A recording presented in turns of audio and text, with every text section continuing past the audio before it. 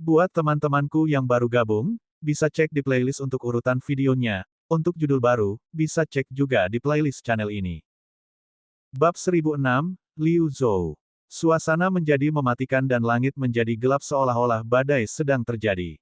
Seorang gadis yang berdiri di belakang Liu Suzi tertawa sambil menutupi mulutnya. Keke, leluhur Fu sangat mendominasi, mengalahkan kelompok putri pertama dengan begitu mudah. Cabang kami memiliki banyak ahli, penerus berikutnya harus menjadi salah satu dari kami. Setengah iblis itu terlalu arogan, berani melakukan semua itu di wilayah kita, biarkan dia merasakan kerendahan hati. Mata Liu Suzi menyipit dan memikirkan persahabatannya dengan Fei Yun. Dia merasa tidak enak dan berkata, Feng Fei Yun, tinggalkan klan kami sekarang dan saya dapat meminta leluhur Fu untuk mengampuni Anda. Benar sekali, enyahlah, enyah. Fei Yun mengabaikan mereka dan berkata, Putri ketujuh, ini adalah momen naif yang langka darimu. Leluhurmu jelas ada di sini untuk seni wayang besar, dia tidak membiarkanku pergi. Petik 2. Liu Fu berdiri di sana dengan tangan berpose di belakang punggungnya, berpikir bahwa dia terlihat cukup keren saat dia melihat ke udara. Xier, jangan ikut campur dengan ini. Setengah iblis terlalu sombong dan berani melukai anggota klan kita. Tidak mungkin kita bisa membiarkan dia pergi tanpa cedera, itu akan menodai reputasi kita. Reputasi. Tampaknya tidak dapat diselamatkan karena Anda membutuhkan pembudidaya tua untuk menggertak setengah iblis. Fei Yun tersenyum. Tutup mulutmu, berlutut. Liu Fu membuat cetakan telapak tangan lainnya. Pembuluh darah tampak seperti danau dan berisi kekuatan dunia. Ekspresi Fei Yun menjadi dingin saat dia memanggil banyak sekali jiwa binatang buasnya. Masing-masing tampak seperti binatang roh sejak dahulu kala dengan kekuatan yang sebanding dengan pembudidaya nirvana tingkat 6. Dia mengirim serangan telapak tangan yang berisi kekuatan 10.000 pembudidaya tingkat 6, cukup untuk menghancurkan serangan Liu Fu. Ini membuat leluhur marah. Setengah iblis ini tidak buruk sama sekali. Kuali ungu di bawahnya terbang dan memancarkan kekuatan kemunculan surga. Sebuah cahaya ungu datang runtuh. Fei Yun berdiri dengan bangga seperti penguasa binatang. Dia memfokuskan gambar binatang ke tangannya dan mendorong kuali. Ledakan. Ekspresi Liu Fu menjadi gelap. Bagaimana bisa setengah iblis ini begitu kuat? Ini seperti melawan paragon. Fei Yun mengumpulkan energi dan mengayunkan kuali dengan keras, mengirim kuali dan lelaki tua itu terbang. Mereka menabrak gunung dan menyebabkan ledakan keras, mirip dengan dering lonceng besar. Para pembudidaya di dekatnya tidak bisa percaya betapa menantang surga setengah iblis ini. Dia benar-benar mengirim paragon terbang.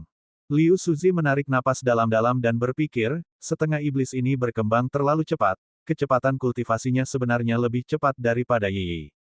Ledakan. Liu Fu melompat keluar dari gunung. Rambutnya berantakan dan dia tertutup debu. Mati. Dia mengangkat kuali dan berbicara dengan ekspresi bengkok. Tunggu. Ekspresinya berubah menjadi keheranan karena dia tidak bisa melihat setengah iblis. Suara mendesing. Angin bertiup dan Fei Yun berdiri di atas kuali. Jubahnya berkibar tertiup angin dengan cara yang elegan. Liu Fu akhirnya memperhatikan Fei Yun di atas dan menjadi takut dengan kecepatannya. Bam! Dia tiba-tiba merasakan dunia menekan dan menyebabkan dia jatuh ke tanah. Tulangnya retak terus-menerus saat dia gemetar. Fei Yun tiba-tiba menginjak, kakinya menjadi gemerlap dan dia menembus lemari besi untuk kontak langsung dengan lawannya. Plum! Liu Fu muntah darah, kakinya patah sehingga dia berlutut. Fei Yun menekannya dan berkata, saya tidak ingin menimbulkan masalah di sini tetapi Anda memaksa tangan saya. Wajah Liu Fu merah, bahkan merasa lebih frustrasi daripada 3 lelaki tua yang dia kalahkan sebelumnya. Dia kehilangan semua harga dirinya setelah dipukuli oleh setengah iblis. Junior, kamu sudah cukup jauh. Sebuah suara halus terdengar. Aura agung-agung datang berikutnya bersama dengan matahari terbit. Di dalam matahari ini ada burung surgawi berkaki 3, tampak seperti gagak emas mitos. Suhu meningkat drastis. Udara menjadi terpelintir saat tanah hampir mencair menjadi lava. Aura yang menindas memaksa semua orang jatuh ke tanah. Bahkan Fei Yun harus mundur beberapa ratus meter. Dia buru-buru mengaktifkan kekuatan 5 domainnya untuk melindungi dirinya sendiri. Harta roh peringkat 15. Butir-butir keringat terbentuk di dahinya meskipun ada perlindungan dari domain. Klan ini sebenarnya memiliki harta karun tingkat tinggi. Setiap peringkat setelah ke-10 berarti dorongan besar dalam kekuatan. Beberapa bahkan memperoleh kemampuan khusus lainnya. Ini adalah roda gagak emas, itu telah membunuh orang suci semu sebelumnya. Kakek tua benar-benar mengeluarkan ini. Sepertinya aku meremehkan keyakinan mereka. Ekspresi Liu Suzi berubah. Ini adalah pertama kalinya dia melihat pusaka ini. Hanya aura saja yang membuatnya tak tertahankan bahkan untuk paragon tingkat rendah. Mereka harus membidik seni wayang, ini bukan lagi tentang persaingan antara dua cabang. Gemuruh. Sebuah sungai perak yang terbuat dari bintang-bintang datang dari arah lain. Itu menghapus langit dan memperebutkan roda. Ini adalah pusaka teratas klan lainnya, Galaxy Shuttle. Ini adalah senjata legendaris lain yang dibuat oleh leluhur Liu yang mengumpulkan 10.000 bintang untuk membuatnya. Sekelompok pria berjalan di atas sungai ini. Liu Suhong ada di antara mereka. Leluhur keempat melambaikan tangannya dan menarik Fei Yun. Dia kemudian berkata, "Keenam, Anda adalah orang yang keluar dari barisan." Fei Yun dan Honger sedang jatuh cinta, mengapa mempersulit mereka? Ya, tidak perlu memutuskan pasangan cinta. Orang lain mengeluh. Keempat, kelima, tidak perlu berpura-pura menjadi orang baik, aku tahu persis apa yang kamu lakukan. Untuk benar-benar menikahi putri pertama dengan setengah iblis hanya untuk seni kuno, tidakkah menurutmu itu memalukan? Sebuah suara datang dari kejauhan. Honger telah melaporkan ini ke penguasa wilayah sejak lama, kami tidak tahu apa-apa tentang seni kuno. Keempat balas. Kamu bisa mengatakan apa saja tapi aku akan menolak pernikahan ini. Sementara itu, Fei Yun geli dengan ini. Ini adalah masalah dengan klan kuno. Mereka selalu memiliki terlalu banyak cabang dan patahan. Klan yang tampaknya perkasa ini tidak begitu bersatu. Jangan khawatir, mereka tidak memutuskan semuanya di sini. Liu Suhong tersenyum. Apakah menurutmu mereka benar-benar akan bertarung? Fei Yun bertanya. Sulit untuk dikatakan. Liu Suhong bergumam. Ada beberapa konflik skala besar di masa lalu, beberapa hampir membagi klan. Munculnya seni kuno telah menggerakkan banyak orang. Cukup. Tiba-tiba, teriakan bermartabat bisa terdengar. Itu menyebabkan gendang telinga semua orang sakit. Bahkan para leluhur pun khawatir. Seorang pemuda keluar dari awan, sekitar 18 atau 19 tahun. Namun, ia memiliki temperamen yang berpengalaman dan berwibawa. Cahaya di matanya tidak terlihat di masa muda. Kenyataannya, dia telah hidup selama lebih dari 2000 tahun. Dia adalah master klan Liu saat ini dan juga penguasa wilayah Crimson, Liu Zhou, Crimson Lord. Tembakan besar tidak punya pilihan selain menyerah di hadapannya. Ingat senjatamu, kecuali jika kamu ingin pindah. Dia tersenyum setelahnya. Bab 1007, Utusan Pengadilan Suci. Tidak ada yang menyangka penguasa Crimson saat ini begitu muda. Orang akan berpikir bahwa dia baru berusia paling banyak 30 tahun. Fei Yun menoleh dan menjadi serius. Kultivasi pria itu tidak bisa dibaca olehnya, itu harus lebih tinggi dari leluhur keempat. Tuan ini berhasil menaklukkan kedua belah pihak dengan kata-kata. Mereka buru-buru mengingat senjata mereka. Leluhur keenam muncul dari kehampaan saat diselimuti awan emas. Rambut abu-abunya panjangnya beberapa meter dan berkibar di udara. Salam, Tuan Wilayah. Saya, Liu Fumu, sangat menentang menikahi seorang putri dari klan kami dengan setengah iblis. Petik 2. Leluhur keempat turun dari rusa surgawinya dan berkata, Salam, Tuan Wilayah. Feng Fei Yun adalah totem spiritual setengah iblis saat ini dan mereka sedang jatuh cinta. Jika kita memaksa mereka terpisah, kita akan memicu permusuhan dari semua setengah iblis.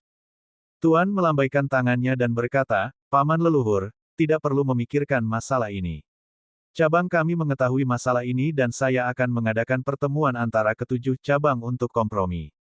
Dia berbicara dengan ramah tetapi ada sedikit rasa intimidasi seolah-olah mengatakan bahwa dia memberitahu mereka, bukan bernegosiasi. Kami akan mengikuti jejakmu. Kedua leluhur menundukkan kepala. Cincin, ring, 9 lonceng bisa terdengar di seluruh kediaman lalu mereka menyebar ke seluruh Crimson Leaf, lalu ke seluruh wilayah. Orang tua dari Liu kembali dan berlari menuju Istana Langit. Apa yang sedang terjadi? Mengapa lonceng langit berbunyi? Aku pikir itu karena setengah iblis. Apakah kamu tahu bahwa keempat dan keenam masuk ke dalamnya? Sudah lama sejak acara besar terakhir di klan kami. Sinar besar melintasi langit seperti meteor. Ini membuat semua orang di Crimson Leaf khawatir. Sepertinya tidak akan ada pertarungan sejak penguasa wilayah terlibat. Liu Suhong tersenyum, tampak sedikit geli. Fei Yun naik ke puncak dan menatap istana terapung. Ini adalah ruang musyawarah Liu, Sky Palace, dan juga lokasi paling otoritatif di Crimson Leaf. Perintah dari sini harus diperhatikan oleh seluruh wilayah. Hanya paragon yang memenuhi syarat untuk masuk. Tuan wilayahmu cukup kuat. Fei Yun mengelus dagunya. Yang mulia lebih kuat dari yang bisa Anda bayangkan.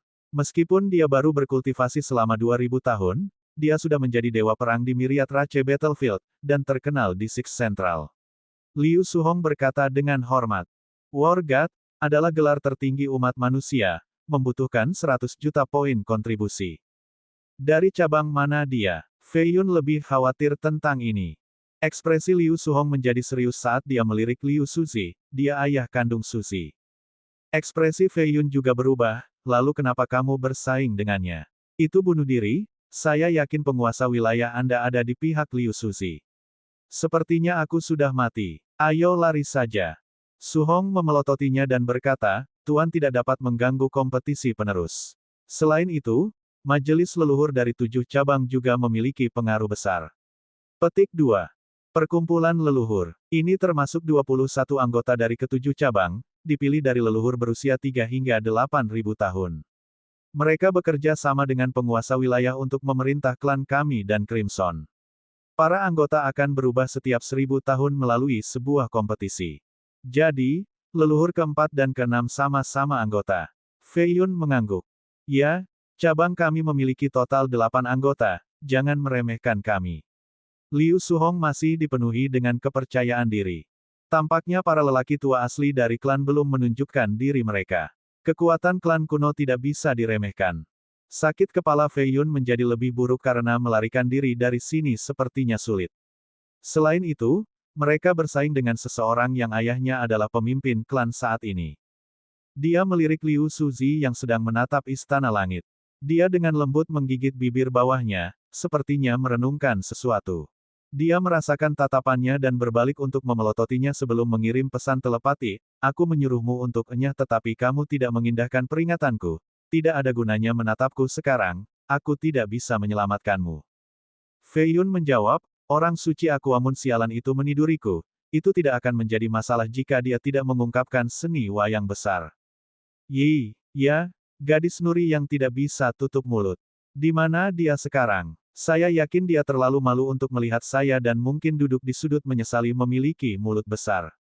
Kamu terlalu memikirkan dirimu sendiri. Orang-orang seperti Anda tidak dapat bertemu dengan orang suci kapanpun Anda mau. Dia melambaikan kipasnya dengan acuh. Dia mulai berpikir, merasa bahwa meskipun tempat ini mungkin berbahaya, sebenarnya lebih aman daripada berada di luar. Banyak ahli melihatnya kembali di reruntuhan. Jika dia meninggalkan tempat ini, mereka akan segera merencanakan melawannya. Selain itu, masalahnya dengan Liu Suhong akan menghentikannya dari keharusan pergi ke Aquamun Paradise juga. Setelah berpikir sejauh ini, mungkin tinggal di sini tidak buruk sama sekali. Dia bisa memperlakukan mereka sebagai payung untuk melindunginya dari ancaman eksternal. Ini mendorongnya untuk menyeringai. Apa yang kalian berdua bicarakan? Liu Suhong berbisik. Dia bisa merasakan riak sonik di udara. Dia mengatakan kepada saya bahwa Anda seorang wanita jahat dan saya harus menjauh dari Anda. Fei Yun tersenyum. Dia sangat peduli padamu. Mata Liu Suhong menyipit dengan niat dingin. Kami setengah teman. Dia berkata, terlihat agak santai sekarang. Ini sangat kontras dengan suasana kompetitif di Sky Palace. Tiba-tiba, raungan keras datang dari pintu masuk mansion. Selamat datang, utusan pengadilan suci. Ini mengejutkan semua orang, bahkan para lelaki tua di dalam istana langit. Mereka keluar untuk melihat utusan ini. Mengapa utusan ada di sini? Sesuatu yang besar pasti terjadi. Pengadilan suci lemah sekarang tetapi masih memiliki pengaruh yang besar karena posisinya sebagai otoritas tertinggi dari pusat ke-6. Semua anak muda merenungkan alasan kunjungan utusan itu. Seekor naga banjir yang dibawa terbang mendekat, ditemani oleh para pembudidaya yang mengenakan seragam lapangan biru. Mereka memiliki udara yang agung dan kultivasi yang layak. Utusan itu turun dari kereta. Dia adalah seorang pemuda dengan kulit putih dan suara yang relatif tinggi, Tuan Crimson, dewa perang yang hebat. Saya melihat kemakmuran Crimson di sepanjang perjalanan, lonjakan urat nadi dan banyak talenta. Petik 2. Crimson Territory Lord duduk di istana dan tidak keluar untuk menyambut utusan ini.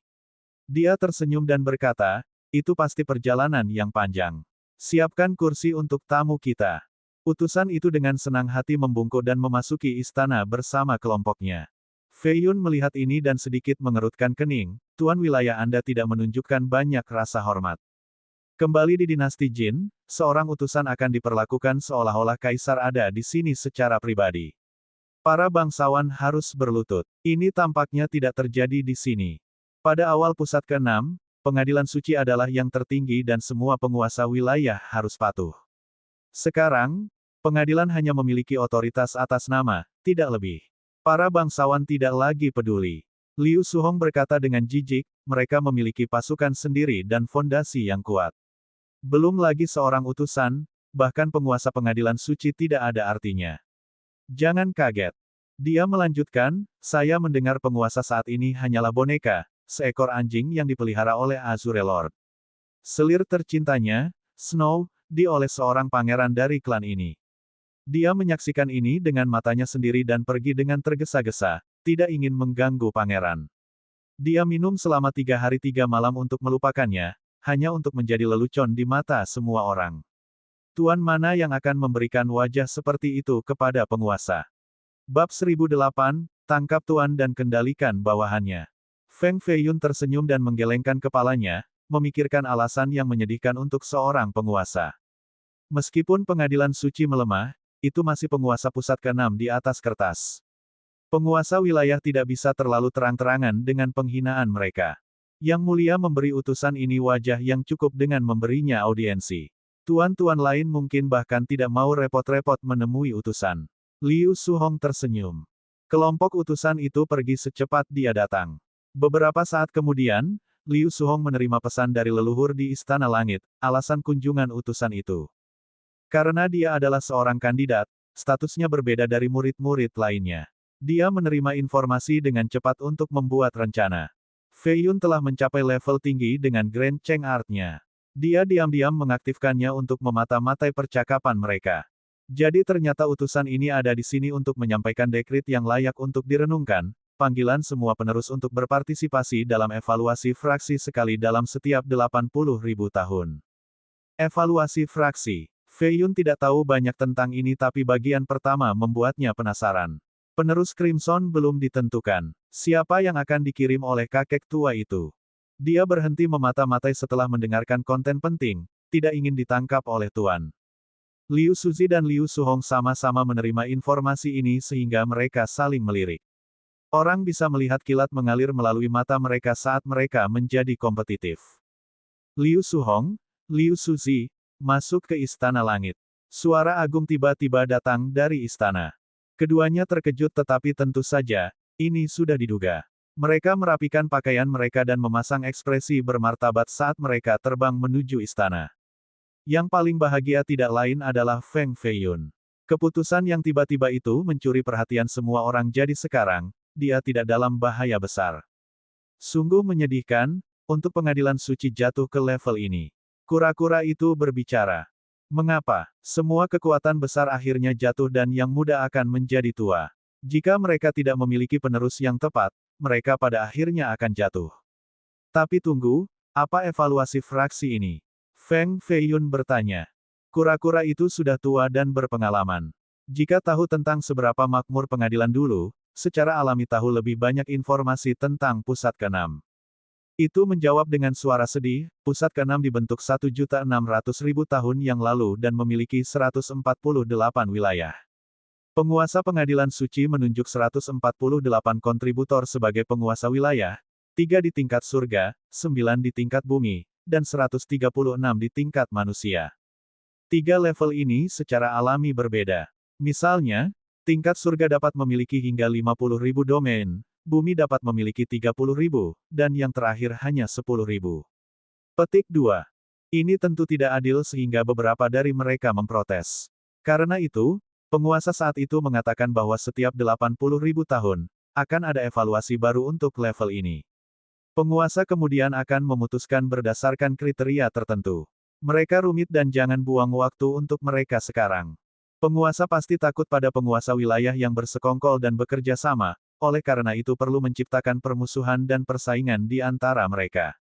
Penguasa besar ini mungkin tidak menyangka pengadilan suci menurun begitu cepat. Sekarang, para bangsawan semuanya ambisius dan ingin mengambil alih. Suara kura-kura terdengar kecewa dan menyesal. Fei Yun bisa melihat betapa pentingnya evaluasi ini. Dia menjadi ingin tahu tentang sesuatu yang lain. Kura-kura tua, mengapa kamu tahu semua ini dengan baik? Pertanyaan yang sangat bodoh. Saya tahu segalanya mulai dari astronomi hingga geografi, 100.000 tahun ke masa lalu dan 100.000 tahun lagi di masa depan. Guru kebijaksanaan hanyalah penipu di mata saya. Mereka hanya bisa bersaing dengan cucu saya yang terbaik. Petik 2. Cucumu, Mao Laoshi. Fei Yun benar-benar lupa tentang buah itu dan bertanya-tanya apakah itu masih dikejar oleh wanita jahat. Beberapa saat kemudian, Liu Suzi dan Liu Suhong keluar dari Istana Langit. Orang tua lainnya keluar dan berbicara di antara mereka sendiri. Sebagian besar menatap Fei Yun. Berat, lebih baik kamu tinggalkan beberapa kartu as jika kamu ingin tetap hidup. Leluhur keenam memelototi Fei Yun, sepertinya menyiratkan sesuatu. Mereka semua adalah bidikan besar dari generasi terakhir sehingga sebagian besar anggota kerumunan berlutut. Fei Yun tidak berlutut karena dia bukan anggota fraksi. Dia terkejut karena mengapa pria ini mengkhawatirkannya. Terima kasih, leluhur keenam. Saya secara alami ingin tetap hidup. Fei Yun menangkupkan tinjunya dan tersenyum. Liu Suzi berdiri di belakang leluhur keenam dan mengiriminya pesan, kamu hanya perlu tidak menyerahkan seni wayang besar dan harta karun dari Nine Abyss kepada kelompok Liu Suhong. Mereka tidak akan melakukan apapun untuk saat ini, tetapi begitu Anda melakukannya, semuanya akan berakhir.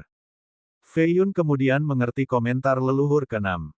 Kartu asnya adalah hartanya. Selama dia menyimpannya untuk dirinya sendiri, dia akan memiliki 2 jimat yang menyelamatkan jiwa. Leluhur keenam tidak ingin cabang Liu Suhong mendapatkan harta karun itu. Mungkin ada alasan lain juga. Fei Yun tidak tahu apa yang mereka debatkan di istana. Namun, mereka jelas mencapai kompromi.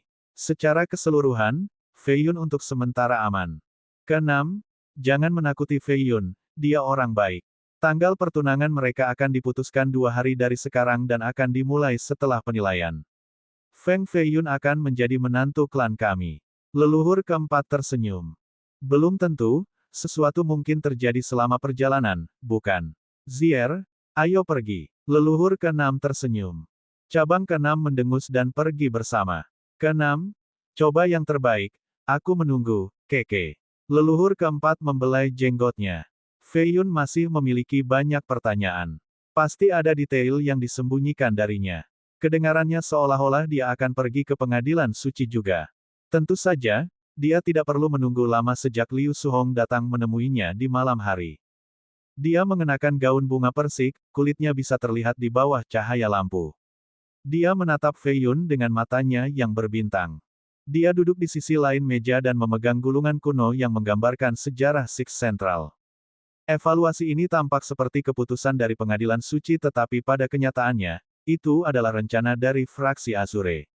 Yang Mulia telah memutuskan untuk mengambil keuntungan dari ini untuk membiarkan Crimson menjadi faksi tingkat bumi, kata Liu Suhong. Oh, fraksi Azure adalah faksi surga terkuat saat ini, mereka juga bisa menggunakan penggaris sebagai boneka. Tidak buruk. Fei Yun membaca beberapa bagian tentang fraksi Azure. Baik saya dan Liu Suzi akan pergi dalam 1 bulan. Tempat penggantinya akan ditentukan dengan ini. Liu Suhong melanjutkan. Crimson sudah sangat makmur meskipun menjadi faksi level pria. Aku ingin tahu seperti apa faksi bumi dan surga. Fei Yun tersenyum. Kita harus memutuskan tanggal pernikahan kita sebelum pergi. Liu Suhong melanjutkan. Fei Yun menutup gulungan itu dan berkata dengan serius, pertama, aku sudah menikah. Kedua, Anda juga memiliki tunangan, Tuan ke-8 Gu. Jika Anda menginginkan seni wayang besar, saya dapat memberikannya kepada Anda sebagai reparasi karena saya salah. Namun, jangan bicara padaku tentang pernikahan itu lagi. Saya tidak layak untuk klan Liu yang hebat. Petik 2. Bab 1009, Kedatangan Orang Suci. Mata Liu Suhong menjadi dingin dan suhu di dalam ruangan juga menurun. Puff! Lampu menjadi beku sehingga semuanya menjadi gelap. Tentu saja, ini tidak masalah bagi para pembudidaya. Keduanya terus saling menatap. Pertunangan itu diputuskan oleh kakek kami dan belum dipublikasikan. Karena dia bersekongkol dengan orang-orang dari dunia Yin, Gu mengusirnya sehingga pertunangan ini tidak ada lagi. Dia berhenti sebentar lalu bertanya, kamu menikah dengan siapa? Dia mengangkat ini alih-alih berbicara tentang seni wayang besar. Tidak ada gunanya memberitahumu, ketahuilah bahwa aku tidak berbohong. Dia merenung dan berkata, tidak apa-apa, aku akan mencari tahu sendiri. Dia tidak lagi memiliki senyum di wajahnya, jangan berpikir bahwa aku hanya ingin menikahimu karena hartamu. Ada sesuatu yang harus kau mengerti, kau tidak tidur denganku, aku tidur denganmu, mengerti? Karena kamu milikku sekarang, kamu milikku sendiri dan aku tidak berbagi. Aku juga tidak peduli untuk memenangkan hatimu atau semacamnya. Setelah mengatakan itu, dia bangkit dan pergi. Fei Yun menyaksikan sosok rampingnya pergi sambil menyentuh dagunya. Puff! Dia menjentikkan dan menyebabkan lampu menyala lagi. Wanita itu cukup posesif. Seekor kura-kura keluar dari dadanya dan melompat ke atas meja. Ya, hanya wanita seperti dia yang bisa menjadi calon penerus. Gadis bangsawan yang sok tidak bisa dibandingkan. Dia mengangguk. Kenapa kamu selalu bertemu dengan tipe wanita seperti ini? Begitulah kepribadian menjadi pembudidaya wanita yang tangguh, sombong, angkuh, cerdas, tegas, dan ambisius. Tanpa poin-poin ini, mereka akan menikah dan menjadi ibu alih-alih fokus pada kultivasi. Petik 2. Yah, Aquamun Saintes itu tidak cocok dengan deskripsimu. Kata kura-kura. Dia merenung dan setuju, dia memang pengecualian, tidak bisa menilai dia dengan kebijaksanaan konvensional. Malam ini bulan yang cerah dan beberapa bintang. Sosok putih mendarat di atas danau di dekatnya. Sebuah riak mendorong keluar dan memadamkan lampu di paviliun di dekatnya. Langkahnya selembut daun yang jatuh. Dia mendarat di kisi jendela, memperlihatkan rambutnya yang seperti air terjun dan pedang yang diikat ke belakang. Dia tampak seperti makhluk abadi yang bukan milik dunia ini. Berbicara di belakang seseorang adalah kebiasaan buruk. Kata-kata halus keluar dari bibir merah dan gigi putihnya. Fei Yun duduk di sebelah jendela dan masih membaca catatan. Dia meliriknya dan berkata, saya pikir Anda tidak ingin melihat saya, karena terlalu malu dan sebagainya. Saya tidak suka berbohong dan membenci pembohong. Jika saya tidak mengatakan yang sebenarnya, Anda akan berbohong. Saya membantu Anda mengubah kebiasaan Anda. Dia berkata. Dia menggosok kepalanya dengan putus asa dan berkata, sekarang saya tahu mengapa Anda tidak cocok dengan cetakan, Anda bukan seorang wanita. Apakah aku laki-laki kalau begitu? Baik wanita maupun pria, kamu adalah tipe ketiga, jenis khusus. Harus begitu. Dia menjawab. Dia tidak menanggapi kali ini dan mengulurkan tangan. Sebuah istana yang indah muncul di atas telapak tangannya. Dua sinar melesat dan mendarat di tanah, berubah menjadi dua keindahan, Yao Ji dan Sue Suang. Aku telah mengembalikan teman-temanmu tanpa cedera. Dia mengingat istana dan berkata, itu bukan satu-satunya tujuanmu, aku yakin. Dia berkata, Suanyuan Yi ragu-ragu sejenak sebelum menjawab, hari itu, aku melihat apa yang kamu dan Liu Suzi lakukan. Ekspresinya sedikit berubah, apa yang sedang dia bicarakan. Dia memikirkannya dan mengingat perbuatannya dengan Liu Suhong. Yang terakhir berubah menjadi Liu Suzi saat itu untuk mengambil garis keturunan Phoenix-nya. Ini berakhir dengan dia menjadi gila karena darah iblisnya dan mengambil keperawanannya. Dia melihat itu. Pikirannya tidak normal sehingga dia tidak merasakan siapapun. Kotoran. Dia yakin Suzy tidak akan berbicara langsung dengan Suzy tentang masalah sensitif ini. Namun, mengingat persahabatan mereka, ini hanya masalah waktu.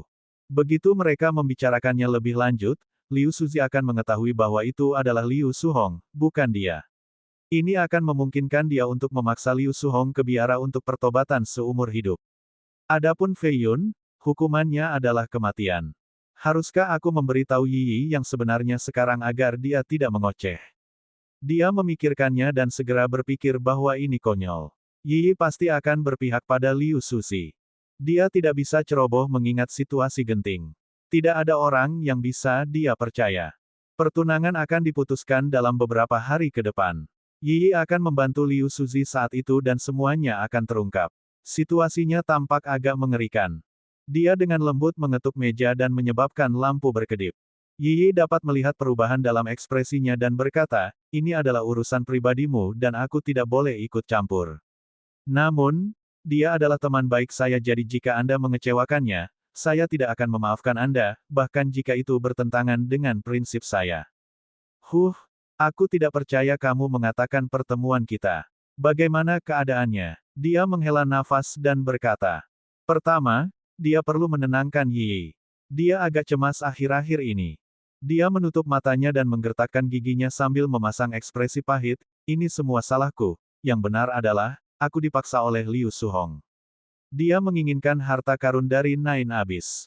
Meskipun Yi cerdas, dia juga terlalu berhati murni. Dia berkata, aku mengerti, lalu berikan saja padanya. Itu tidak akan membawa Anda apa-apa selain masalah. Petik 2. Tidak sesederhana itu. Jika saya memberikannya sekarang, mereka akan membunuh saya untuk merahasiakannya dan menghancurkan semua bukti untuk membuat orang berpikir itu hilang. Itu sebabnya kamu harus menikahinya. Yi bertanya. Dia mengangguk sebagai jawaban, itu satu-satunya cara. Selama kami menikah di depan umum, saya memiliki peluang lebih tinggi untuk bertahan hidup. Saya kemudian akan memberinya harta itu dan mungkin dia tidak akan begitu kejam. Petik 2. Ledakan. Dia tiba-tiba berdiri dan membanting meja, mengutuk ke langit, terkutuklah kamu. Kami setengah iblis rendahan bahkan tidak memiliki kesempatan untuk melawan para tiran yang angkuh. Kita hanya bisa menjadi budak, tidak, kalah dengan budak. Kamu harus tahu bahwa kita benar-benar jatuh cinta, hanya saja kita tidak bisa bersama. Anda harus memberitahu Suzy tentang ini. Dia dengan getir berkata, katakan padanya untuk tidak membenciku. Liu Suhong mengancamku dengan nyawa iblis yang tak terhitung jumlahnya di aliansi. Aku tidak bisa mengabaikan mereka. Aku akan menderita sendirian karena ini adalah takdirku. Yi memiliki banyak pertanyaan dan keraguan. Sayangnya, melihat penampilannya yang sedih membuatnya tidak bisa menanyainya, kamu harus tenang, Suzy tidak ingin melihatmu seperti ini. Hidupku sangat buruk, selalu di bawah kendali orang lain, apakah itu hanya karena aku setengah iblis, terlahir ditakdirkan untuk celaka. Dia memukul meja lagi dan tiba-tiba bergegas menuju jendela untuk meraih tangannya, Santo, kamu orang yang baik, tolong selamatkan aku. Bagaimana? Apa yang harus saya lakukan? Dia menjadi cemas karena tangannya dipegang dengan kuat olehnya. Kamu membawa harta terkutuk ini kembali ke Aquamoon Paradise, maka Liu Suhong tidak akan menginginkannya lagi. Dia tampak agak emosional dan tidak menginginkan apapun selain membuang harta itu. Dia mengerutkan kening dan berkata, ya, harta akan memicu keserakahan. Aquamoon memang bisa menahannya untukmu sementara. Di mana sekarang? Itu dalam dimensi pribadi saya akan membawa Anda ke sana sekarang. Dia berkata kemudian memanggil Buddha besar, memberi isyarat agar dia masuk. Yao Ji juga ada di sana. Dia akhirnya mengerti tindakannya setelah melihat jalan menuju kerajaan dan menyeringai. Bab 1010, Perangkap. Yi sangat cantik selain memiliki aura kekudusan yang unik. Dia juga sangat ingin tahu tentang pencipta Buddha kerajaan ini. Dia memasuki jalur dan menghilang dari kediaman penguasa wilayah. Sedetik kemudian, Fei Yun dan ketiga wanita itu muncul di dalam dimensi independen. Di bawah mereka ada lautan biru dengan ombak yang kuat. Angin memiliki rasa asin. Dia mengambil napas dalam-dalam dan menutup matanya di bawah alisnya yang tebal dan teratur, ketenangan dan kedamaian, surga memang, layak disebut kerajaan surgawi. Tapi, mengapa saya merasakan agresivitas? Dia membuka matanya yang dalam dan menatap mata merah Fei Yun. Dia menyilangkan tangannya di depan dadanya, terlihat agak santai dan tersenyum, Santo, kesadaran yang mengesankan. Anda masih merasakannya meskipun saya menyembunyikannya dengan cukup baik. Petik 2. Aku tidak mengerti, mengapa kamu harus melakukan ini. Jika kamu memendam niat jahat, kamu seharusnya mundur ketika aku terluka di Nine Abyss. Dia dengan tenang berbicara sementara rambut hitamnya berkibar tertiup angin laut. Waktunya berbeda. Dia berkata, sebenarnya saya tidak ingin mempersulit Anda. Aku hanya ingin kamu tinggal di sini sebentar. Petik 2. Kau memenjarakanku. Alisnya berkerut. Tidak, kamu akan menjadi tamu di sini. masa tinggalnya hanya akan sedikit lama. Dia menjawab. Dan jika aku menolak, meskipun dia memiliki temperamen yang lembut, dia bukan orang yang bisa diganggu. Kalau begitu, aku harus membuatmu. Dia menghela nafas dan auranya tiba-tiba menjadi tajam. Dia perlahan mengangkat tangannya dan membentuk segel Buddha, menciptakan garis rahasia yang cukup untuk memikul langit. Segel kosmik. Dia melepaskan tanda emas ke arahnya. Dia bereaksi dengan cepat dan membentuk dunia pedang dengan jari-jarinya. Kedua dunia mulai bertabrakan dan menyebabkan lautan bergejolak. Ledakan, ledakan, ledakan logam itu mengkhawatirkan dan menakuti para makhluk roh dan anggota dari Beastmaster Camp. Feng Feiyun, haruskah kita menjadi musuh? Dia berdiri di sana dengan sinar putih mengelilinginya. Selama kamu tinggal di sini selama 3 hari, kita bisa tetap berteman. 10.000 jiwa binatang muncul di belakang Feiyun dan memadati area itu. Beberapa besar dengan aura mengerikan dan pembunuh. Kamu tidak akan bisa menahanku di sini. Dia menggelengkan kepalanya dan memerintahkan pedangnya. Itu terbang keluar dari sarungnya dan menebas dengan indah, memotong ruang itu sendiri. Dia bergerak dengan halus, setiap langkah memungkinkannya untuk muncul ribuan meter jauhnya. Ini adalah teknik yang dia dapatkan dari warisan leluhur suci laba-laba putih, jalan akhir bumi. Seseorang akan dapat melintasi ujung dunia dengan satu langkah. Jadi, dia muncul tepat di sebelah celah spasial, ingin meninggalkan dimensi. Namun, Feiyun memiliki Swift Samsara dan sama cepatnya. Dia muncul di atasnya dan mengumpulkan energi ke tangannya sebelum membanting ke bawah. Serangan ini berisi kekuatan 10.000 pembudidaya nirvana tingkat ke-6. Dia merasakan kekuatannya yang agung dan membentuk mudra pedang dengan 2 jari. Pedang kunonya mengalir seperti sungai bintang, menghancurkan gelombang energi. Ini cukup untuk menjatuhkan paragon yang lemah namun dia menghentikannya dengan satu gerakan, mengejutkan Feiyun dalam prosesnya. Dia memanggil esensi senjatanya dalam bentuk tombak untuk mengarahkan tebasan pedang yang tersisa. Tebasan energi dikirim ke bawah dan hampir memotong lautan menjadi 2 bagian. Keduanya mundur pada saat yang sama untuk menghindari tsunami setinggi mil. Bahkan setetes air pun tidak berhasil menyentuhnya. Dia cukup terkesan dengan kemampuan bertarungnya. Sudah lama sejak terakhir kali dia melihat seseorang dengan level Feiyun dari generasi yang sama.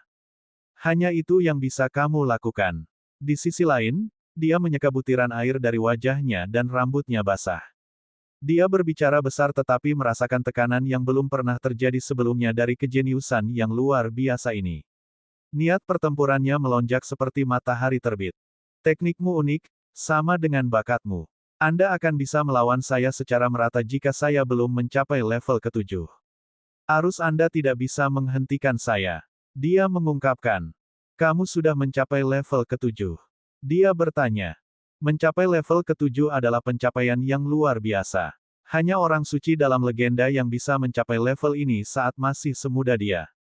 Aku menyelesaikan kelahiran kembali ketujuhku di Nine Abyss berkat perlindunganmu. Dia dengan tenang berkata. Jadi apa, kamu masih belum meninggalkan tempat ini? Penjaga Hai. Feiyun berteriak dan melepaskan mayat berjubah hitam dari batu spasial. Itu racun tebal, wajahnya disembunyikan oleh topi bundar dengan kerudung hitam. Itu meraung dan meluncurkan serangan. Ledakan. Itu mencakar ujung pedang kuno, memaksa senjata dan Yi mundur. Itu memiliki kekuatan yang tak ada habisnya, hanya satu hentakan yang membekukan seluruh lautan.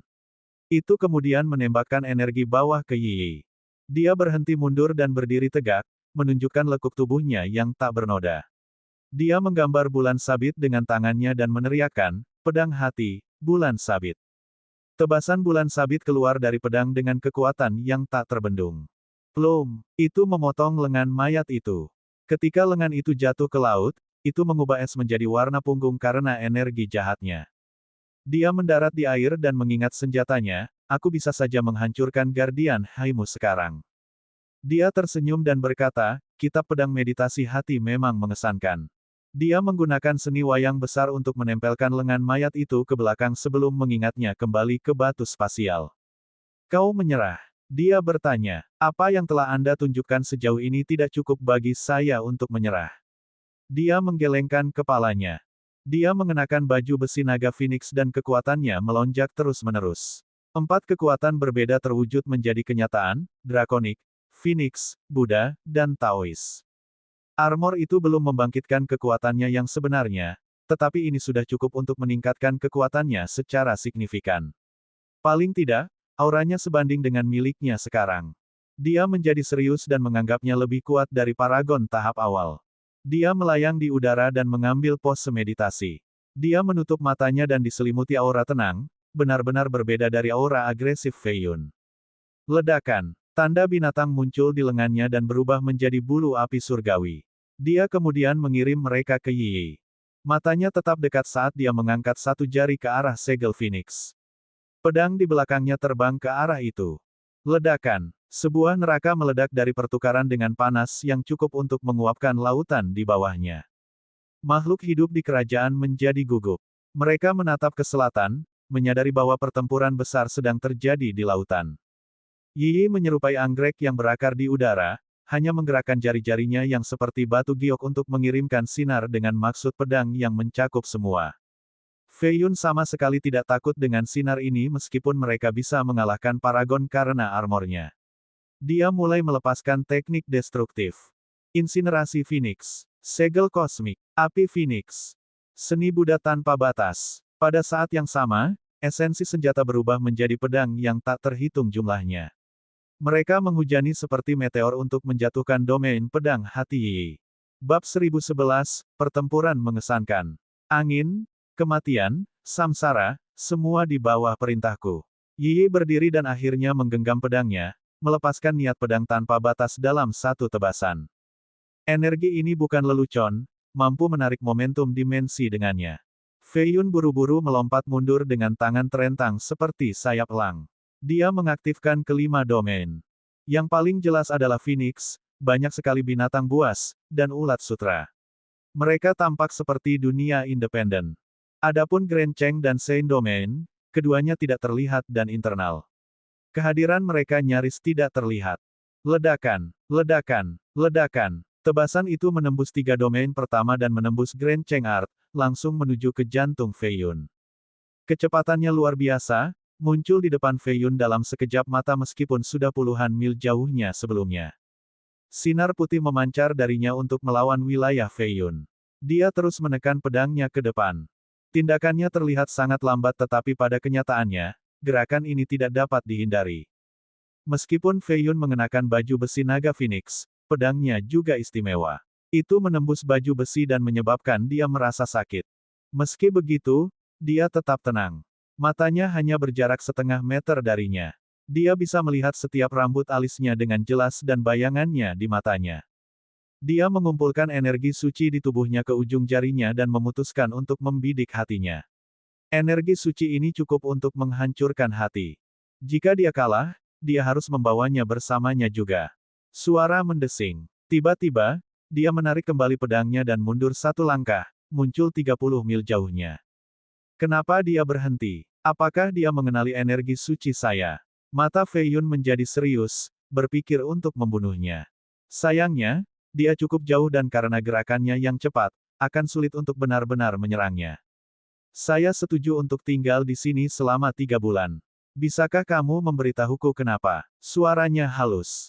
Dia tidak tahu. Benar, kesadaran rohnya sangat tajam tetapi dia masih tidak bisa melihat melalui seni perubahan besar saya dan mendeteksi aliran energi batin saya. Dia mengingat energinya dan tersenyum, saya tidak dapat memberitahu Anda alasannya sekarang, tetapi saya akan melakukannya ketika waktunya tepat. Apa yang membuatmu berubah pikiran? Aku ingin kamu menyetujui satu syarat. Dia berkata, aku akan menyetujui apapun selama kamu akan tetap tinggal selama 3 bulan. Dia bersikap sopan, termasuk membayar dengan tubuhku. Bakatmu bukan yang terbaik yang pernah kulihat, tetapi kecakapan bertarungmu yang sebenarnya sangat bagus. Ini tidak boleh disia-siakan. Dia mengabaikannya. Jangan bilang kamu ingin merekrutku ke Aquamun. Dia tersenyum. Dia menggelengkan kepalanya dan berkata, kamu hanya perlu setuju, kamu tidak perlu tahu sekarang. Saya akan menghubungi Anda ketika waktunya tepat. Baik, saya setuju. Fei Yun langsung berkata, alasan ini mengapa kamu memilih untuk berkompromi. Apakah kamu lupa bahwa aku masih berutang padamu? Dia berkata, aku benar-benar melakukannya. Dia membelai dagunya dan berkata, kamu adalah orang yang menepati janjimu. Aku seharusnya mengingat dan mengungkitnya, maka kita tidak perlu bertengkar. Tidak, aku sengaja menghasut untuk melihat kekuatanmu yang sebenarnya. Anda cukup kuat, tetapi belum berada di eselon teratas. Saya hanya menggunakan 20% dari kekuatan saya dari awal sampai akhir. Jika Anda dapat menahan saya pada 30%, Anda akan berada di antara eselon atas jenius manusia. Yi mengungkapkan. Dia berpikir bahwa dia bisa membunuh Fei Yun lebih awal, karenanya penilaiannya tentang dia sekitar 20% dari kekuatannya. Ini tidak akan terjadi jika dia tahu tentang energi sucinya. Dia juga tidak keberatan diremehkan. Itu benar-benar bermain lebih untuk keuntungannya. Masalah Yi adalah kebaikannya sehingga kultivasinya tidak masalah. Misalnya, dia bisa saja membunuh lebih dari 10 teladan dari ras iblis sebelumnya. Sayangnya, dia tidak melakukannya dan ini berakhir dengan dia terluka parah. Menunjukkan belas kasihan adalah kesalahan fatal. Ketika tiba waktunya untuk membunuh, seseorang harus melakukannya. Oleh karena itu, dia menganggapnya sebagai ancaman yang lebih rendah daripada kelompok putri Fei Yuan atau Liu Suhong. Aku harus terus berusaha mencapai 30% kalau begitu. Fei Yun tersenyum. Pada kenyataannya, dia tidak begitu percaya diri untuk menahannya di sini. Kultivasinya terlalu tinggi selain memiliki gerakan teknik teratas. Bahkan menggunakan veselnya mungkin tidak cukup untuk memenjarakannya. Karena itu, dia menyambut baik kesediaannya. Kerajaan ini memiliki banyak peninggalan dari zaman kuno. Apakah Anda ingin melakukan tur untuk melihat kuil dan tempat suci, Saintes? Fei Yun mengenakan penampilan tuan muda, tampak seperti salah satu pelamarnya. Yi tidak memberinya dan menghadapi dan menolak, tidak perlu untuk itu. Saya terbiasa memahami Dao sendirian. Saya ingin berlatih dengan tenang di sini. Jangan katakan itu, Saintes. Sebenarnya aku punya alasan lain untuk mengundangmu ke sini. Saya membutuhkan bantuan Anda. Dia buru-buru bergegas dan menghalangi jalannya. Jika adegan ini terjadi di jalan, orang akan berpikir bahwa dia adalah seorang tuan muda yang mencoba mempermainkan seorang gadis lugu, ingin dia ikut dengannya. Dia hampir setinggi dia saat mereka berdiri berdekatan, bicaralah, saya harap permintaan Anda masuk akal. Pendapatnya tentang dia telah memburuk saat mereka tiba di sini. Bahkan, itu berubah menjadi ketidaksukaan. Pertama, dia bisa tahu bahwa dia tidak setia secara romantis. Tempat ini adalah tanah suci agama Buddha namun dia mengubahnya menjadi rumah kecantikannya.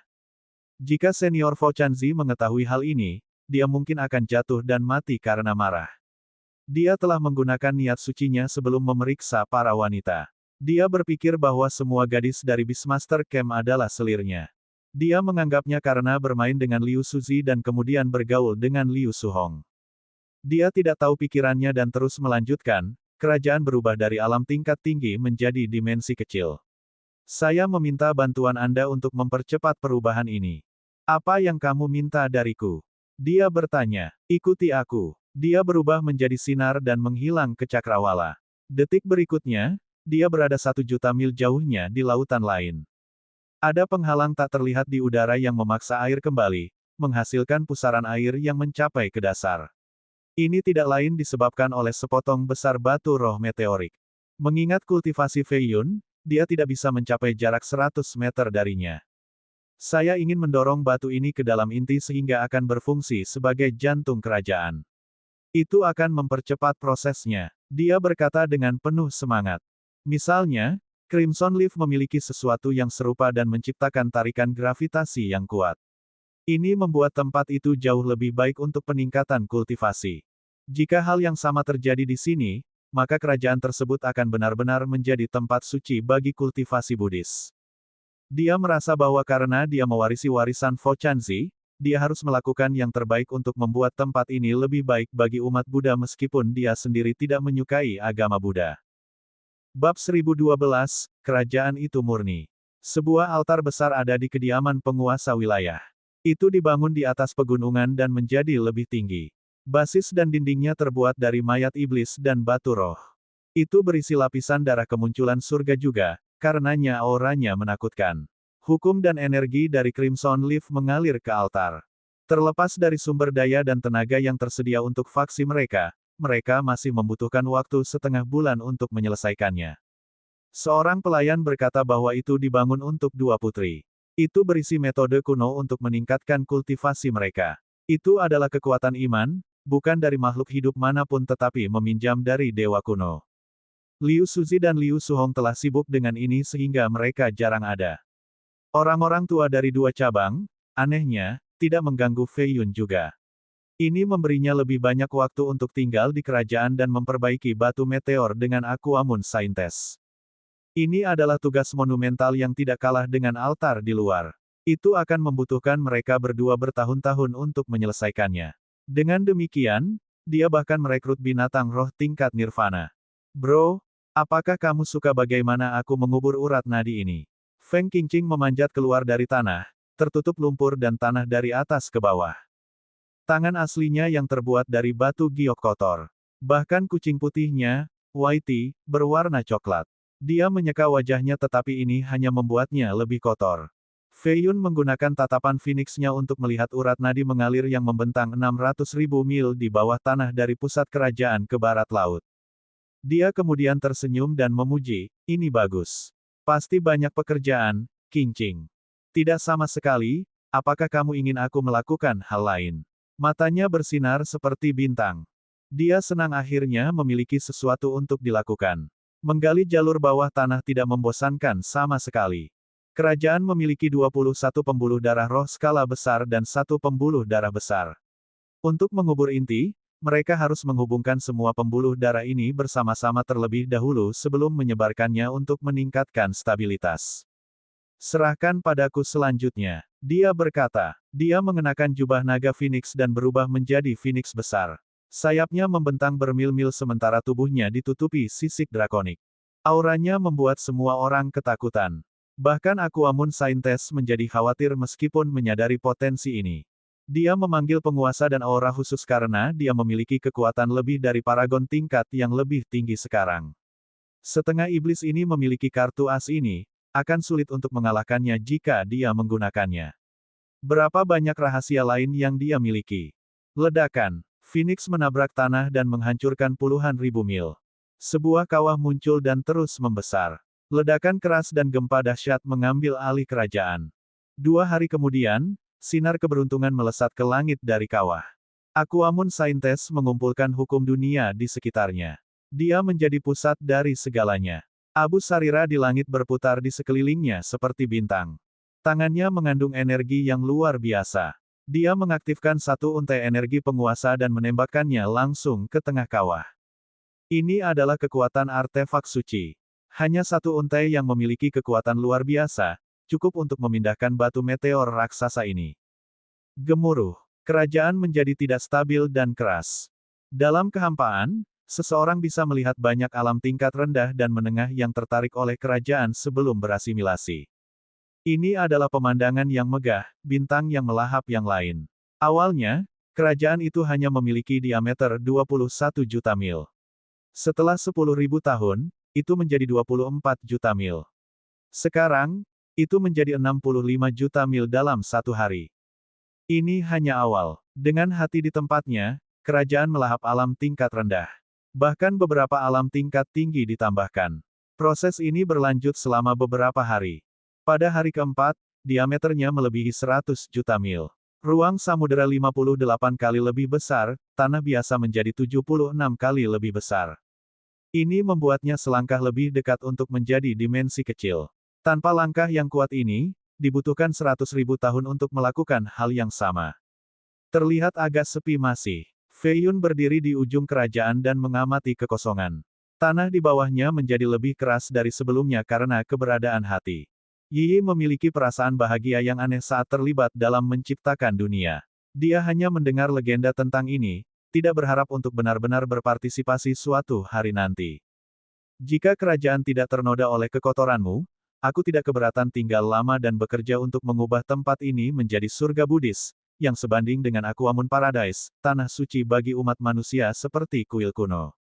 Dia berkata dengan tulus dengan sedikit harapan. Dia mengerutkan kening setelah mendengar ini, Saintes, saya tidak menghargai komentar Anda. Penduduk tempat ini mendambakan agama Buddha, Anda tidak dapat memandang rendah mereka hanya karena mereka adalah makhluk roh. Mereka lebih murni daripada laki-laki. Dia berasumsi bahwa dia sedang berbicara tentang binatang roh. Dia menggelengkan kepalanya dan berkata, saya sedang berbicara tentang, lupakan saja, saya tidak mengatakan apa-apa. Huff, itu mungkin lebih murni dari Aquamoon Paradise milikmu. Dia melanjutkan. Belum tentu. Dia berkata, baiklah, aku harus membiarkanmu melihat kemurnian tempat ini kalau begitu. Dia telah bekerja keras untuk menjaga perdamaian dan tidak ingin orang lain memandang rendah kerajaan. Dia membawanya ke Beastmaster Camp, area yang dipenuhi kuil dan asap dupa. Lonceng Buddha bisa terdengar di mana-mana. Anak-anak muda melantunkan kitab suci dengan harmonis. Dia menyeringai dan berkata, Saintes, di mana kekotoran yang kamu bicarakan ini? Tiba-tiba, seorang gadis muda mengenakan gaun Buddha putih bergegas keluar. Dia cantik, bibir merah dan gigi putih dengan lingkaran cahaya di belakangnya. Matanya basah saat dia melompat ke pelukan Fei Yun, melingkarkan lengannya di lehernya, kamu brengsek, tidak ada yang menyenangkan untuk dilakukan di sini dan kamu pergi sepanjang waktu. Nalan, seorang Buddhis membutuhkan hati yang tenang. Dia menepuk bahunya. Bagaimana saya bisa tenang ketika saya tidak ingin menjadi seorang Buddhis sejak awal? Ayo menikah, beri aku anak laki-laki yang lucu sehingga ketika kamu tidak ada, setidaknya aku punya dia untuk bermain. Dia menggosok tubuh lembutnya ke tubuhnya. Yi menyaksikan semuanya dan menghela nafas. Dia berbalik dan pergi. Nalan, kita bisa membicarakan anak itu nanti, oke?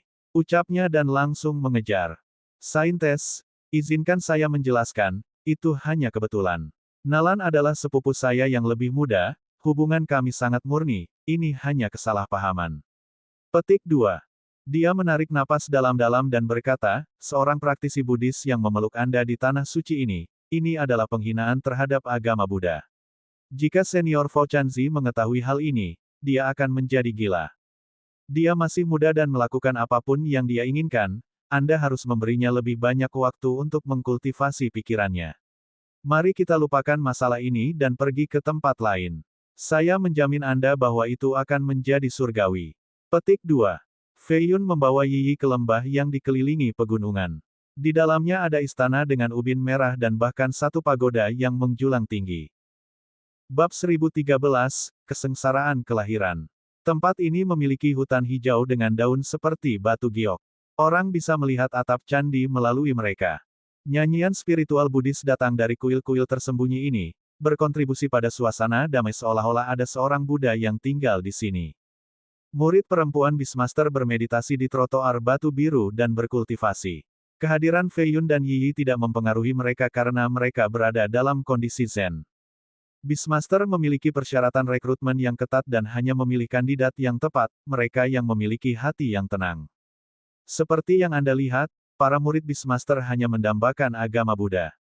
Hati mereka sejernih air. Tempat ini benar-benar lebih tenang daripada surgamu. Fei Yun menyeringai sambil mengobrol di sepanjang jalan. Yi benar-benar mengangguk kali ini karena dia merasakan suasana yang elegan dan murni. Dia berpikir bahwa dia telah salah paham padanya. Tiba-tiba, seorang wanita berjalan mendekat, rambut hitamnya sangat kontras dengan jubah putih Budanya. Keanggunan menggambarkannya. Dia memiliki alis tipis dan sepasang mata yang dalam. Kulitnya putih tidak wajar. Dia tampak tenggelam dalam pikirannya dengan kulit pucat. Sejak satu malam dengan Fei Yun di pagoda, pikirannya kacau memilih antara kehidupan biasa dan agama Buddha. Dia menatap Fei Yun dan berkata, saya telah mengambil keputusan. Saya tidak akan jatuh ke dalam kumparan fana. Kesenangan adalah asap fana dan tidak akan menghentikan Grand Dao saya. Saya hanya akan menganggap malam itu sebagai mimpi. Sekarang setelah mimpi itu berakhir, pikiranku akan tenang sekali lagi.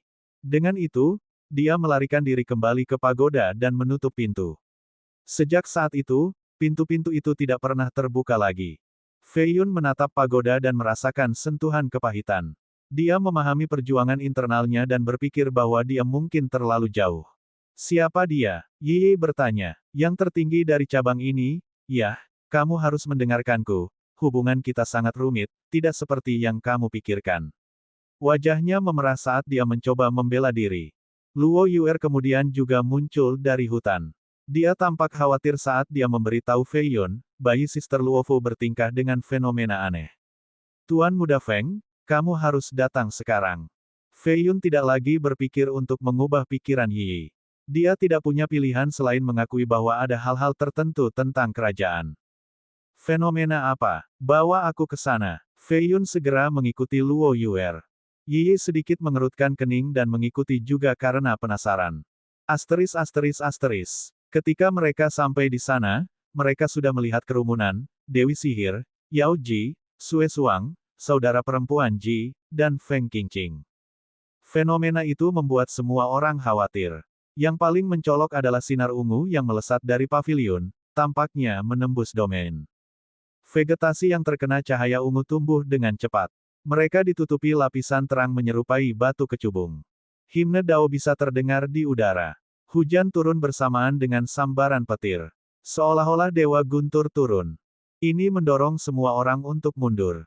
Kekuatan destruktif itu gila, langsung menghancurkan segala sesuatu di sekitar pavilion. Sementara itu, bentuk kehidupan lain tumbuh lebih cepat. Fei Yun khawatir tetapi tidak bisa mendekat karena sambaran petir. Ini adalah baut khusus yang mampu memusnahkannya. Kesengsaraan kelahiran, ini hanya terjadi ketika janin suci hadir. Yi menjadi ketakutan saat melihat ke udara. Janin suci hanya ada dalam legenda. Mereka dicatat dalam gulungan kuno dan tidak lagi ada. Kura-kura itu melompat ke tanah dan tidak bisa mempercayainya. Ini bukan janin suci, ini adalah janin dewa. Janin suci hanya membutuhkan satu kesengsaraan sementara janin surgawi membutuhkan 3. Ini baru yang pertama. Janin suci dan surgawi tidak diizinkan di dunia ini dan akan memicu kecemburuan surga. Itu akan menemukan cara untuk menghilangkannya sebelum lahir. Gemuruh. Serangan kilat meningkat. Lebih dari 100 baut seperti bilah turun dan merobek langit. Kekhawatiran Fei Yun tentang Long Luofu hanya meningkat. Cucuku hanya bayi yang tidak punya pikiran, dia tidak pantas menerima ini. Sialan kamu, surga yang cemburu. Mendesah. Kura-kura itu berteriak kesakitan. Kita lihat saja nanti. Fei Yun langsung terbang ke langit menuju awan hitam. Ini adalah kekuatan kesengsaraan, orang luar akan menghadapi kekuatan 10 kali lipat. Jiwamu akan hancur. Yi tidak menyangka dia begitu emosional. Dia mengirim pedangnya untuk membawanya kembali. Jadilah, dia menggunakan Grand Cheng Art miliknya. Ruang menjadi terdistorsi sehingga dia bisa lolos dari pedangnya. Dia melepaskan semua energinya dan diselimuti cahaya Buddha. Ledakan. Puluhan baut mengepung dan menghantamnya. Yi tidak tahu bagaimana perasaannya. Setengah iblis ini sebenarnya bisa begitu tidak mementingkan diri sendiri. Dia sendiri tidak akan berani menghadapi kesengsaraan ini namun dia tidak keberatan kehilangan nyawanya. Perjuangan berlangsung selama setengah hari dengan dia berhasil menghentikan beban baut. Dia berlumuran darah dan compang camping, kulitnya yang hangus terkoyak dari tulangnya. Baut menjalari tubuhnya dan mengulitinya. Mereka bahkan mempengaruhi jiwa. Meskipun demikian, kesengsaraan akhirnya hilang dan dia jatuh dari langit. Lapisan darah kering membungkusnya, hanya menyisakan mata yang bergerak untuk membuktikan bahwa dia masih hidup. Feng Qingqing dan Luo Yuer menangis setelah melihat ini. Ini, baik, sudah berakhir sekarang, suara Fei Yun serak. Tenggorokannya sepertinya telah rusak oleh kesengsaraan. Dia bangkit dan berjalan ke tanah yang hancur untuk membawa Luo Fu yang tidak sadar keluar. Dia juga terluka parah dengan luka terbuka. Dia membungkus jubah merah di sekelilingnya. Kultivasinya terlalu lemah dibandingkan dengan kesengsaraan kelahiran. Meskipun janin menghentikan sebagian dari serangan itu, dia masih tidak memiliki peluang. Untungnya, Fei Yun memblokir sebagian besar petir dan menyelamatkan mereka berdua. Setelah menurunkannya dan menstabilkan luka-lukanya, Fei Yun batuk darah dan hampir pingsan. Bro, Feng Qingqing datang, ingin mendukungnya. Dia melambaikan tangannya dan berkata, aku baik-baik saja. Qingqing, Yao Ji, bantu aku mengawasi, aku akan bermeditasi selama 3 hari. Luka-lukanya agak serius karena kekuatan kesengsaraan. Jika dia tidak berlatih dengan Tribulation Break, dia akan dimusnahkan. Meskipun demikian, dia berpikir bahwa itu layak untuk menyelamatkan ibu dan anak itu. Dalam sejarah, wanita yang mampu mengandung janin suci semuanya adalah pembudidaya yang perkasa. Long Luofu mungkin yang terlemah di nirvana tingkat pertama. Dia tidak memiliki kesempatan untuk menghentikan kesengsaraan surgawi. Namun, setelah diserang oleh baut, dia benar-benar memahami Tribulation Break lebih dari sebelumnya. Tubuhnya menjadi dunia kekuatan kesengsaraan. Segudang dao surga dan bumi mengalir melaluinya. Potongan daging yang berkerak jatuh darinya, memperlihatkan kulit putih seperti bayi. Dia kemudian menyerap baut dan menjadikannya miliknya. Ledakan, ledakan. Dua tulang Phoenix lagi dibuat di punggungnya, cerah dan panas. Dia memiliki total 32 tulang sekarang. Kekuatan dan bakat bawaannya meningkat lagi, hampir mencapai ambang kejeniusan mitos. Apakah ini yang disebut untung dari bencana? Aku cukup dekat sekarang. Fei Yun menjadi emosional. Dalam kehidupan sebelumnya, dia adalah seorang jenius mitos. Dalam hal ini, tubuhnya jauh lebih lemah dibandingkan. Sekarang, dia hampir mengejar dan merasakan dorongan untuk mencoba dan mencapainya. Buah suci, mata air 7 warna, darah kemunculan surga, dia mengeluarkan beberapa material berharga yang akan membantunya menerobos, dan juga sejumlah besar batu roh untuk digunakan sebagai energi. Bab 1014, Nirvana tingkat ke-7. Mencapai tingkat jenius mitos itu menantang dan berbahaya. Kalau saja aku memiliki embrio suci jiwa yang dari kedua gadis itu, peluangnya akan lebih tinggi. Ah, lupakan saja, kondisi mereka terlalu berlebihan. Dia mendambakan harta tertinggi yang dimiliki oleh Ji bersaudara. Faktanya, bahkan penguasa wilayah Crimson akan menjadi gila setelah mendengarnya. Embrio suci bukanlah embrio manusia yang sebenarnya.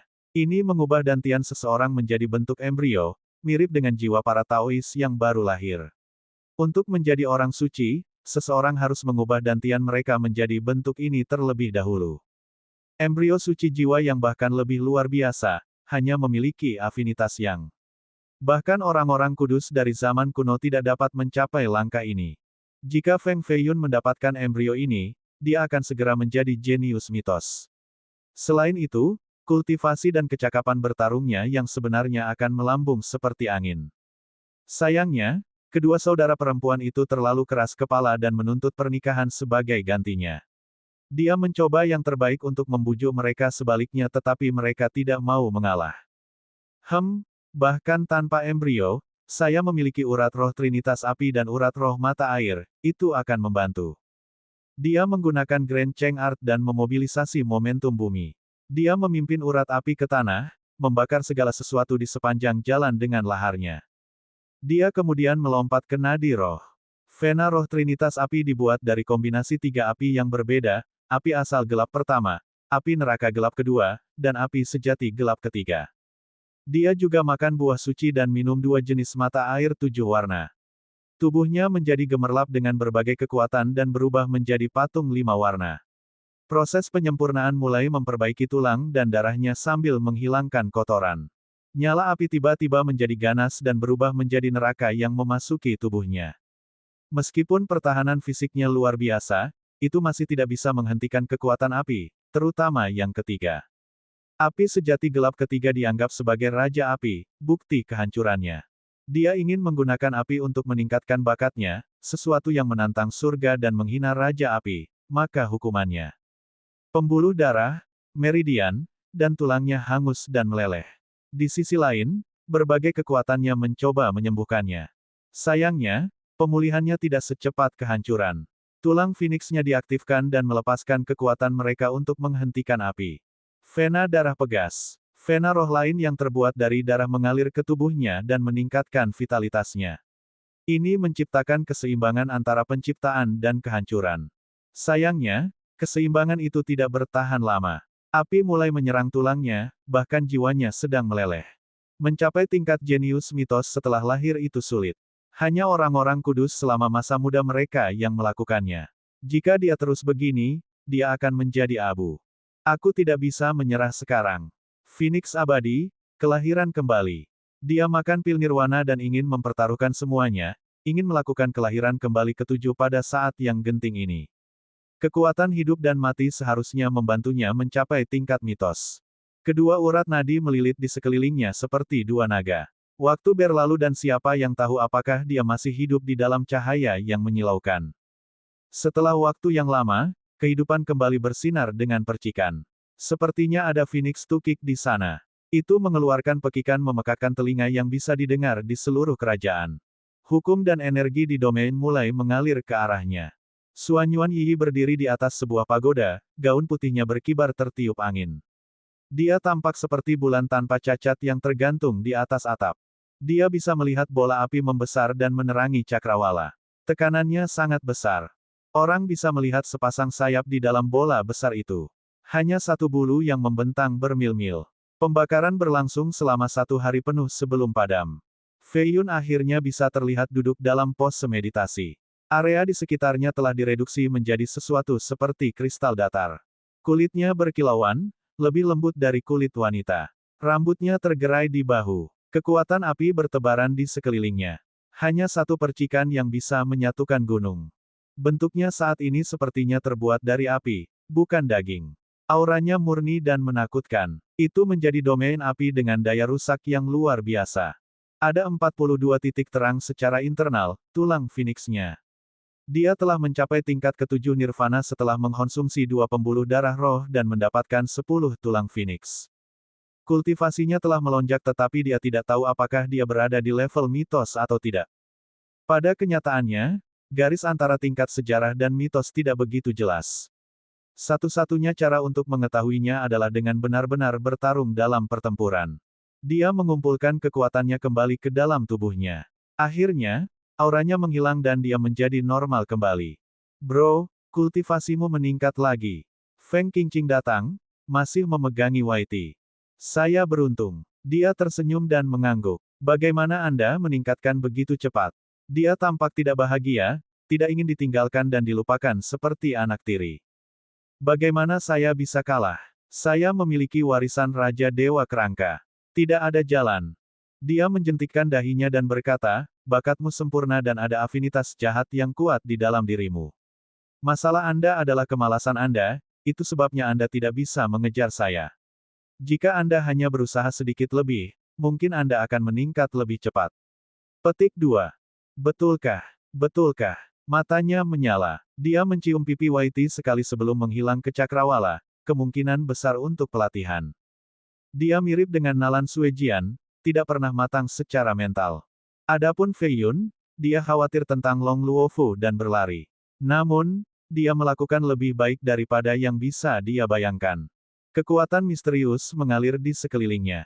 Setiap gerakannya mengandung hukum Dao Surgawi. Auranya menjadi semakin bermartabat. Keagungannya sangat terasa. Ketika dia melihat Fei Yun mendekat, dia mengangkat jarinya yang seputih salju dan sebuah sinar melesat keluar. Ledakan. Domain Buddhis secara otomatis diaktifkan untuk menghentikan sinar. Namun, itu menembus domain dan memukulnya, menyebabkan dia merasa sedikit mati rasa. Sangat kuat, dia pikir. Dengan kultivasinya saat ini, wilayah Buddhis sangat sulit. Namun, Long Luofu masih menerobosnya. Dia tidak keberatan dengan serangan mendadak itu dan berkata, kekuatanmu barusan sangat murni. Dia berdiri dan datang. Kannya membuat tubuhnya lebih menggerahkan namun pinggangnya tetap kurus. Dia melihat jarinya dan berkata, saya merasakan transformasi lengkap setelah kesengsaraan kelahiran pertama. Aku tidak bisa mengendalikan kekuatanku yang meningkat sekarang. Dia mengangguk, ini normal. Seperti kata pepatah di dunia fana, kehormatan seorang ibu meningkat seiring dengan bertambahnya posisi putranya. Ada janin surgawi di dalam diri Anda, ia mengolah dan menyerap esensi dunia. Tubuh Anda adalah media saat ini. Dengan demikian, sebagian dari esensi ini akan memasuki Anda. Kesengsaraan pertama mengaktifkannya jadi sekarang, kekuatanmu berada di luar imajinasimu. Bab 1015, Segel Kosmik. Ada 2 jenis fenomena di dunia kultivasi. Salah satunya lebih umum, bayi mendapat manfaat dari memiliki ayah atau ibu yang kuat. Mereka akan dilahirkan diberkati, memiliki titik awal yang lebih tinggi daripada yang lain. Jenis lainnya agak jarang, seorang ibu diuntungkan dari bayinya. Bahkan jika bakat dan kultivasi ibu tidak luar biasa, janin suci akan memberinya lebih banyak kekuatan saat tumbuh. Ini adalah situasi dengan Long Luofu. Tentu saja, ini secara alami adalah hal yang baik. Namun, jika ibu tidak bisa mengendalikan dorongan tiba-tiba, maka itu bisa menjadi bencana.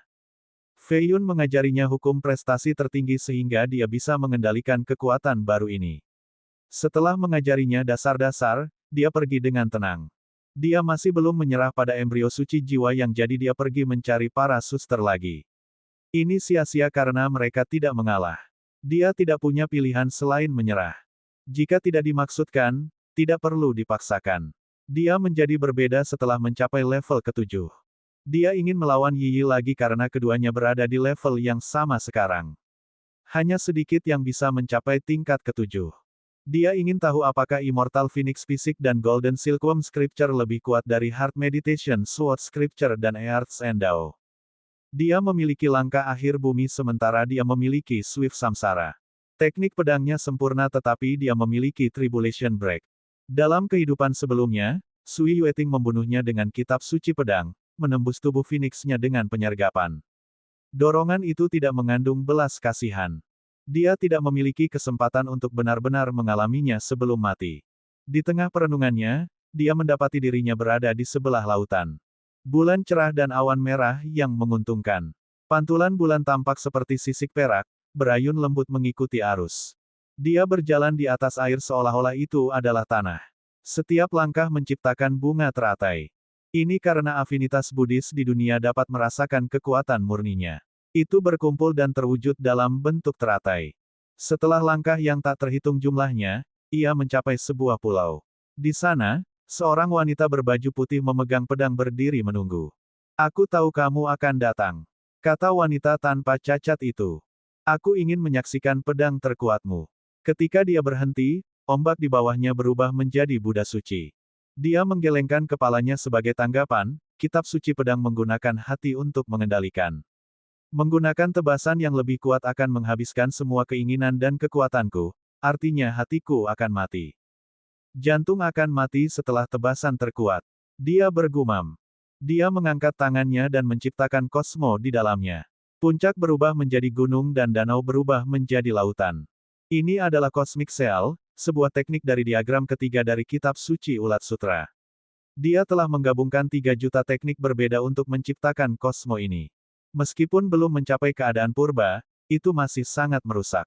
Satu pikiran, kehancuran. Dia menutup matanya. Pedang di punggungnya melayang di udara dan menciptakan bulan iluminasi. Ledakan. Baik kosmo dan bulan hancur. Pertarungan tidak berlanjut karena Fei Yun kehilangan minat karena komentarnya tentang kematian setelah menggunakan tebasan terkuat. Pada fajar pertama, dia meninggalkan pulau itu setelah berbicara, aku akan melawanmu di lain waktu. Pikirannya terganggu oleh komentar itu sehingga peluangnya untuk menang menjadi agak rendah. Dia bermeditasi selama 2 hari sebelum menjadi tenang. Karena dia telah berada di kerajaan selama beberapa hari, dia takut orang lain akan memperhatikan bonekanya. Karena itu, dia meninggalkan jalur dan memperhatikan sesuatu yang berbeda. Ada orang lain di kamarnya sementara bonekanya telah menjadi debu. Punggung orang ini agak cantik. Dia duduk di sebelah kisi jendela sambil mengenakan jubah ungu. Liu Suzi bermain dengan kipasnya saat dia berbicara dengan nada agresif, kamu akhirnya keluar. Fei Yun menyingkirkan Buddha. Karena dia tidak menghancurkannya, itu menunjukkan bahwa kepribadiannya tidak terlalu busuk. Kamu telah lulus ujian, bisa langsung melihat melalui bonekaku. Menakjubkan. Dia tersenyum. Aku ingin tahu di mana Yi Yi sekarang. Dia memiliki ekspresi yang belum pernah terjadi sebelumnya. Auranya sepertinya membekukan ruangan. Kamu sedang berbicara tentang Aquamun Saintes. Fei Yun bermain bodoh. Siapa lagi selain dia? Haha, kalau begitu kamu bertanya pada orang yang salah. Aquamun Saintes adalah naga yang sulit ditangkap, bagaimana saya tahu di mana dia? Bukankah kalian teman baik? Anda harus tahu di mana dia lebih dari saya. Dia duduk dan tidak takut diekspos. Lalu bagaimana jika dia ketahuan? Orang suci itu memilih untuk tinggal di kerajaan atas kemauannya sendiri. Kultivasi Liu Suzi telah mencapai tingkat ke-6. Tekanannya sangat besar, kebanyakan pemuda akan hancur sekarang. Ini karena altar memberinya seutas kekuatan dari dewa kuno, membantunya menyelesaikan kelahiran kembali ke-6. Dia mungkin mendapat manfaat lebih dari ini. Mungkin ada akumulasi kekuatan yang masih tersembunyi di dalam dirinya. Aktivasinya akan eksplosif. Ini adalah hak istimewa seorang putri, orang lain tidak pernah menikmati perlakuan seperti itu. Dia tampak agak bingung karena dia memiliki keyakinan mutlak dalam budidaya Yi Yi. Dia tidak berpikir bahwa setengah iblis ini bahkan dapat merusak rambut Yi Yi. Namun, terakhir kali dia melihat Yi, Yi mengatakan bahwa dia akan melihat setengah iblis. Sejak saat itu, Yi tidak muncul lagi dan juga tidak menanggapi jimat apapun. Karena itu, dia berpikir ada sesuatu yang salah dan pergi mencari Fei Yun. Kamu belum melihatnya. Dia mengerutkan alisnya. Baru sebulan yang lalu. Apakah sesuatu terjadi? Dia berpura-pura sedikit terkejut. Alisnya semakin berkerut, jangan membawa sial padanya. Kultivasi Yi berada di luar imajinasi Anda. Hanya penguasa generasi terakhir yang memiliki kesempatan melawannya. Hanya saja, dia telah pergi selama hampir sebulan dan orang terakhir yang dia lihat adalah kamu. Dia mungkin kembali ke Aquamun. Dia pasti meninggalkan pesan untukku. Dia menggelengkan kepalanya. Aneh sekali. Dia mengelus dagunya dan berkata, jangan khawatir, dia adalah orang suci Aquamun. Hanya iblis yang berani menyerangnya, tidak ada orang lain. Iblis. Ekspresinya sedikit berubah dan dia buru-buru meninggalkan ruangan. Dia terkekeh dan tidak khawatir tentang masalah ini. Dia mulai mengkonsolidasikan kultivasinya sekali lagi. Dalam beberapa hari berikutnya, kediaman menjadi lebih hidup dengan para pembudidaya yang kuat tiba. Mayoritas adalah para jenius dari seluruh wilayah. Setiap ranah mengirim para jenius teratasnya. Beberapa alam yang kuat mengirim selusin atau lebih sementara yang lebih lemah hanya memilih satu sebagai perwakilan mereka. Pakar yang lebih tua juga datang. Orang-orang tua ini adalah penguasa wilayah mereka dan sangat dihormati. Seorang jenius terkenal adalah seorang pemuda arogan dari Mo Domain, Mo Hen. Dia menantang semua orang dan memamerkan kekuatannya yang luar biasa. Mo menyembunyikannya dengan baik, itu salah satu dari 36 klan kuno untukmu. Penerus yang begitu kuat. Petik 2. Benar, aku belum pernah mendengar tentang dia sebelumnya. Saya percaya klan mengirimnya ke Capital Mountain untuk berlatih. Dia baru saja kembali baru-baru ini. Begitu, seorang murid dari Capital Mountain, tidak heran mengapa dia begitu sombong. Dia sebenarnya lebih kuat dari ke-8 dari Gu. Petik 2. Wanita muda lain mengungkapkan bakatnya. Meskipun dia mencoba untuk tidak menonjolkan diri, seorang jenius dari klan kuno lain ingin merayunya. Dia mendorong masalah dan dikirim terbang dengan rambut panjangnya. Kemudian, orang-orang mengetahui bahwa dia adalah putri dari Water Domain dan anggota dari Liveles Palace. Dia saat ini adalah gadis surgawinya. Fei Yun sedang membaca gulungan sambil menikmati pemandangan dari tebing. Dia melihat kapal dan orang-orang terbang di udara dan menarik napas dalam-dalam, sepertinya sudah waktunya untuk berangkat.